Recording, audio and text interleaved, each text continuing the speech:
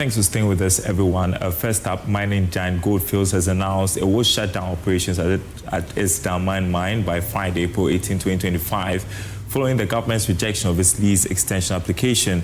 A staff memo cited by Joy Business revealed the company has begun scaling down operations ahead of the closure, whilst assuring that its taco operations remain unaffected.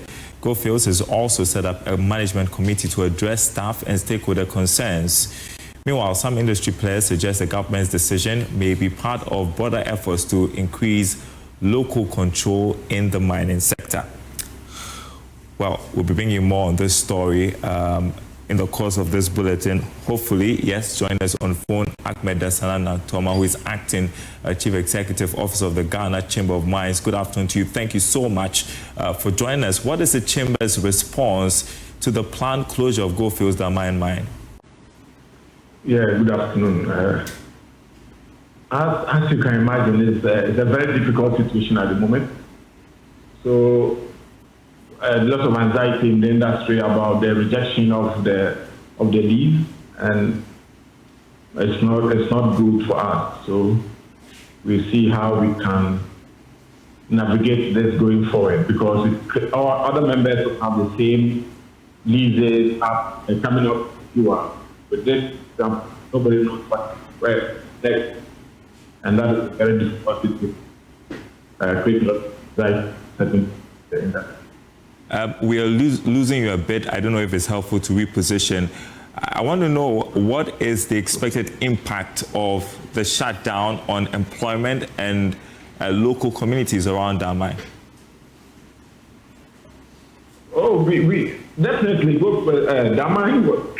The key producer among the chamber. So definitely the workers are anxious, the community is anxious, and we need to be able to assure them that everything will be okay. By the moment, we are still putting our numbers together, and then we'll try and engage further on that. But like I said, it doesn't sound good to anybody who hears what knows what will happen there.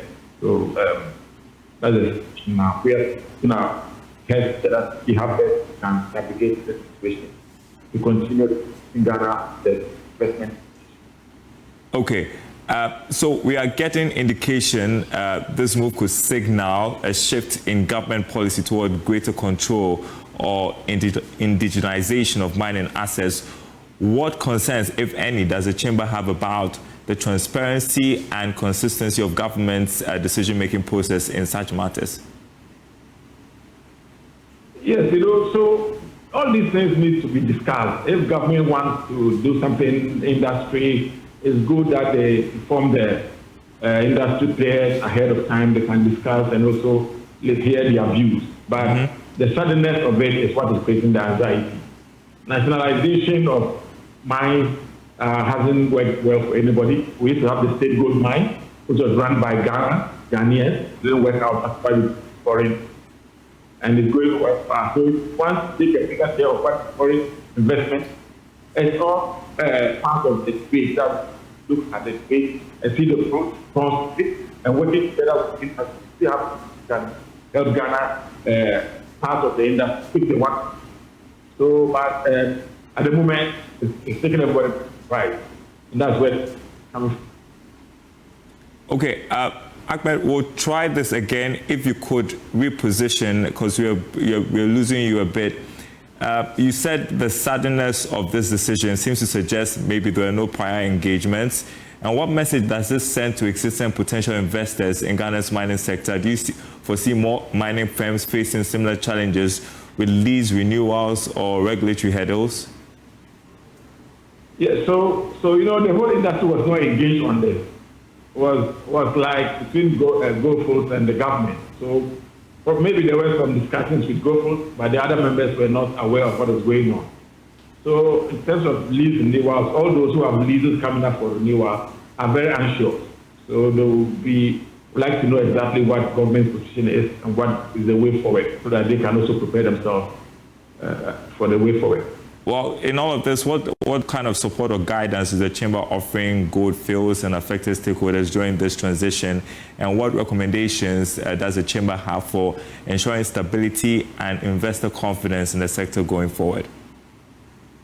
Yes, we would like our members all to be law-abiding and then to continue to follow the tenets of the agreement. And also would encourage government to let us have an open discussion on this. Once there's an open discussion, everybody understands that this is where government is going. It helps investors to know that, look, in Ghana, this is where we are going. But when there's no prior discussion, everybody in G3, even though it's happened to one mine, the next mine is in line and says, what about me? What will happen when it's my turn? So we're looking forward to further engagement with government to see how we can discuss this in an open and transparent and fast manner, so that the investor out that they are investing in Ghana, and that whatever is Ghana is protected and everything in the law. All right, thank you so much, Ahmed Nakdoma. There, he's acting chief executive of the Ghana Chamber of Mines on Goldfield shutting down its Damang Mine operations because a lease extension was denied. We'll still stay with that aspect of industry. The Ghana Integrated Iron and Steel Development Corporation says a $600 million US iron ore project is set to commence by the end of 2025. Chief Executive Officer William Okofo-Datteh said the move is aimed at reducing the country's reliance on imported steel products. He spoke to Joy Business during a visit with some engineers to iron ore sites in the Volta region. Ghana has a significant iron ore reserves estimated at 1.7 billion tons, primarily located in regions like the Savannah and Oti with an iron content exceeding 55%. In spite of this, the country currently imports 800,000 metric tons of iron and steel annually, costing approximately $900 million. Meanwhile, the Ghana Integrated Iron and Steel Development Corporation has initiated efforts to commence mining operations this year.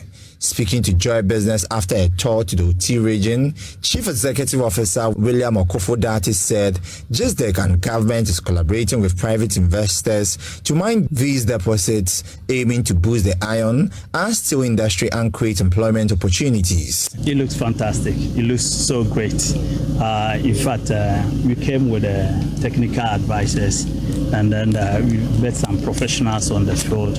All the information they are giving us tells us we have something good to look up to. Something good is coming our way very soon, and then they are comparing it to other areas in the sub-region where they are doing similar exercise. What we have here is quite promising and is giving us a very good result. Geologist Professor Frank Yami also expressed optimism about the prospect of the iron ore industry, emphasizing the need for collaboration between investors and the government to support the country's economic growth. The research you are wearing, is that okay?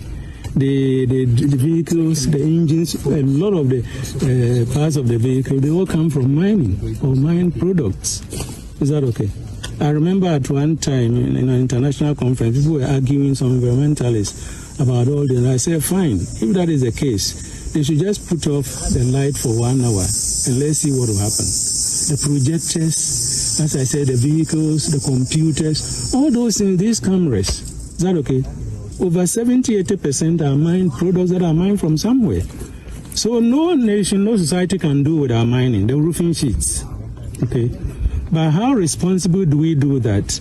That comes to the environmental question. GSDEC is currently undertaking the necessary geological assessment and infrastructure development to facilitate the smooth start of mining operations. James Ishen's report for Joy Business. Now, newly elected president of Ghana Association of Forex Bureau Operators, Dr. Alex Akpabli, is calling for stricter sanctions against black market currency dealers. According to him, the Bank of Ghana's efforts to stabilize the cedi being undermined by the actions of these unauthorized operators. Dr. Akpabli made the remarks in an interview with Joy Business following the swearing-in ceremony of the association's new executives. The Ghana Association of Forex Bureau was established to ensure regulated and controlled access to foreign exchange, playing a crucial role in the country's financial system. During the swearing-in ceremony of 8 new executives, Dr. Alex Akpabli emphasized the need for further efforts to bring order and integrity to the market. In fact, the black market is a very strong institution. They were there before our establishment, and so it is not easy as we speak. But then, you know, if we are allowed even to trade among ourselves, if we are allowed to have access to, you know, forex exchange, I think that it will reduce, their activities. Okay, if there is no forex for them to, to buy, because we buy and sell, if they even come to us, I think that it will reduce their activities. As part of his plans for the association, Dr. Akpabli shared his vision to enhance the credibility and effectiveness of the association. First of all, I think that the sustainability of our industry is very crucial because the introduction of fintechs, where they provide financial services 24/7, in fact, it's an existential threat to our survival, and therefore, one of my vision is, sustainability. How we can sustain these associations. The Ghana Association of Forex Bureau reaffirmed its commitment to its core objectives, ensuring compliance with Bank of Ghana's regulations, promoting ethical practices among its members, and contributing to the stability of the national currency. James Eshen's report for Joy Business.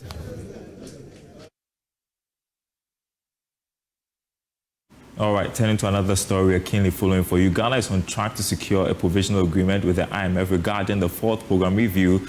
According to sources familiar with negotiations, George Jeffrey has this update.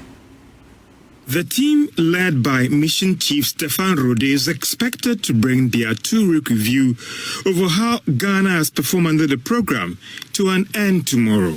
However, based on the engagement that we've had, as at last week, there is the likelihood that Ghana could secure what some are describing as a provisional staff-level agreement based on the assurance that the country is going to implement corrective measures which are described as structural before the IMF staff can go to its board in June this year. If Ghana finally passes the fourth review based on the assessment by the IMF board, that will lead to the release of some $360 million to Ghana. The country's fourth review is happening, the time that Ghana is said to have missed out on some key targets ending last year. However, in the area of international reserves, Ghana has even met the end of program target even before 2026. And you're watching The Marketplace. Still to come, government records oversubscription of treasury bills for the first time in a month. We've got that story coming up after this break. Welcome back. Time for your financial markets update. The government's latest treasury bills auction was oversubscribed for the first time in a month, with sales rising by 2.81% according to the Bank of Ghana data. Meanwhile, interest rates saw a slight decline. Head of trading at Republic Securities, Patrick Edemagama, joins me on Zoom with an update. Patrick, what changed? Well, good afternoon, Darryl. We noticed that investor confidence has increased, and also we saw a little liquidity improving on the market. We can gradually see that investors are accepting the playbook of the government, and clear that the financial industry is not willing to increase the rates like we've seen in the past. So they are accepting it, and also we are looking at availability of options on the market. There are limited options on the market for investors who like short-dated instruments. So because of these limited options, people are accepting the rates as they are. Yeah, this renewed investor confidence just makes you wonder for how long. I was just reading an article on myjoyonline.com suggesting that investors were dumping the T-bills for Bank of Ghana bills. Yes, with that particular instrument, the Bank of Ghana bills, it's not all classes of investors that can invest in that bill. It's meant especially for financial institutions and corporate institutions. So as much as such institutions will go for such bill instead of the treasury bill, there is some limitations when it comes to the retail investor or the individual investor that is on the market. And if you look at the short end of the yield curve, this is the only instrument, the treasury is the only instrument available now. Aside the fact that there are other markets coming up, like the commercial paper market and all that. For now, the treasury bill happens to be the only instrument that provides that comfort to investors. So as much as there is some resistance in the bids and the auction, you can see that investors are gradually accepting it and going for it. We saw a marginal drop in interest rates despite the increased demand. Tell us about that. Yeah, so we noticed that the 91-day dropped by 19.72 basis points to close at 15.45%. The 182-day also dropped by 28.66 basis points to close at 16.21%. And then the 364-day decreased by 18.01 basis points to close at 18.65%. And I will say, although we saw some little increase in the bid range, that's the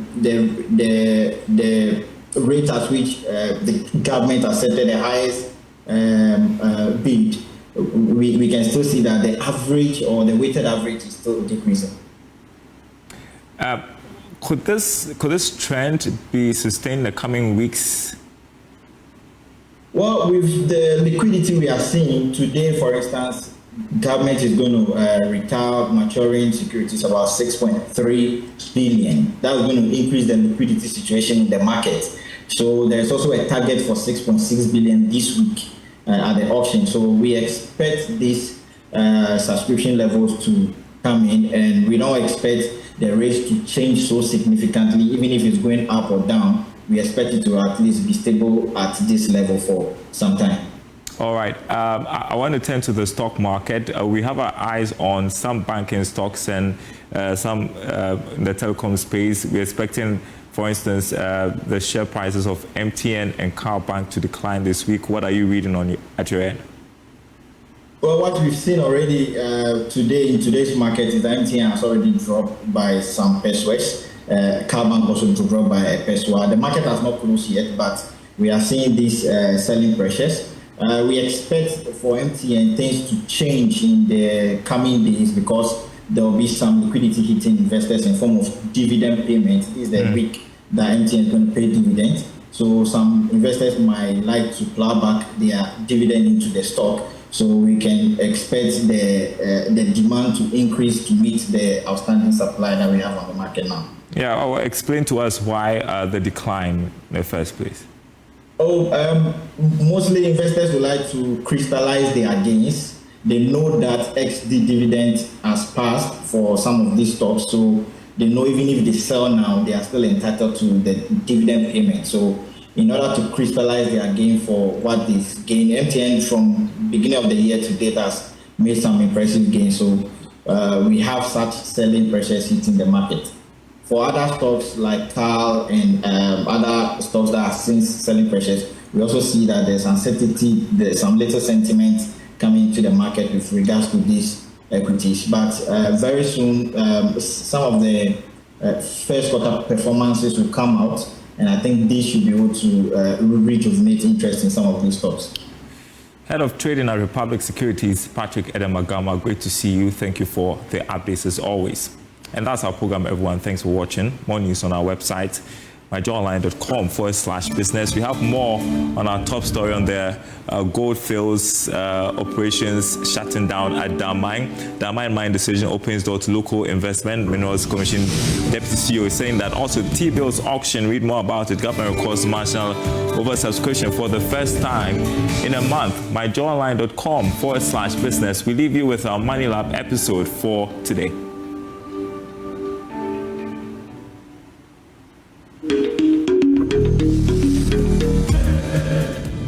Hello, welcome to another session of Money Lab. In our previous session, we talked about the various types of supplies and an introduction to VAT. Today's session is going to be on input VAT. So for input VAT, to be eligible to claim input VAT, 1, you should be in possession of a tax invoice. The invoice shouldn't be older than 6 months, and you can claim an input VAT twice. So input VAT basically can be from your local purchases, import VAT, 7% withholding VAT.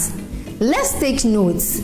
For now, if you don't have a valid VAT invoice, you cannot claim deduction for CIT purposes.